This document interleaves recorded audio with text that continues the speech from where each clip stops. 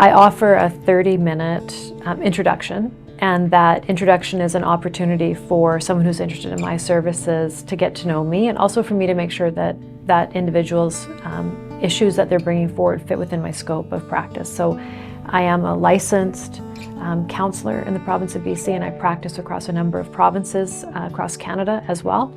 And I want to ensure that if it's in person or virtual, that they're bringing to me the very thing that I can support them with. How it works after then is we work together to book a session. And a session is generally 50 minutes to an hour, usually about an hour on average.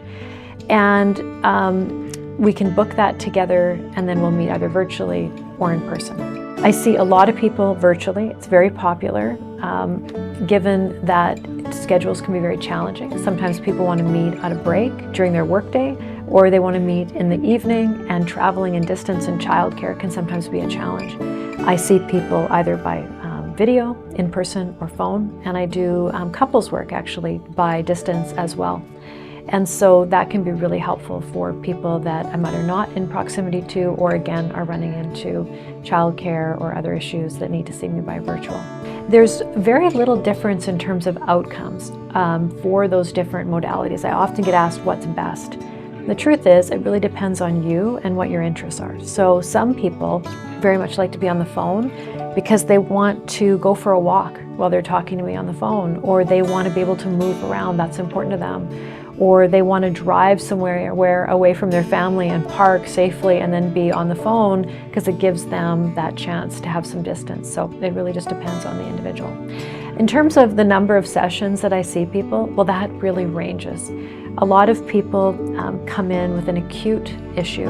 Most of us don't reach out to see a therapist until really we're at a very significant point. That said, when I work with someone on an acute issue, I might see them once a week or once every 2 weeks, and then often we'll go down from there. It could be once every 3 weeks, once a month. Some people, and I really encourage this, is routinely see a therapist once a month as part of their overall mental health plan. You know, we see massage therapists and acupuncturists and dietitians, and we go to the gym, and part of the ability to have a therapeutic relationship supports our overall health. And I really think that that's a very valuable thing. Like, the field of therapy and psychotherapy and counseling has been around for hundreds of years.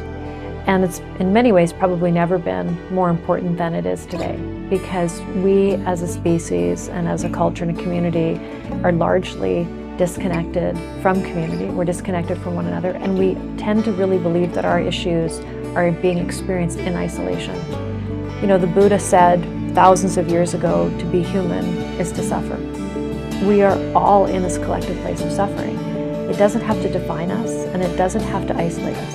There's an opportunity for all of us to share our story in a safe place, get perspective, get some techniques, leave with some information, have a new plan for ourselves to help alleviate that.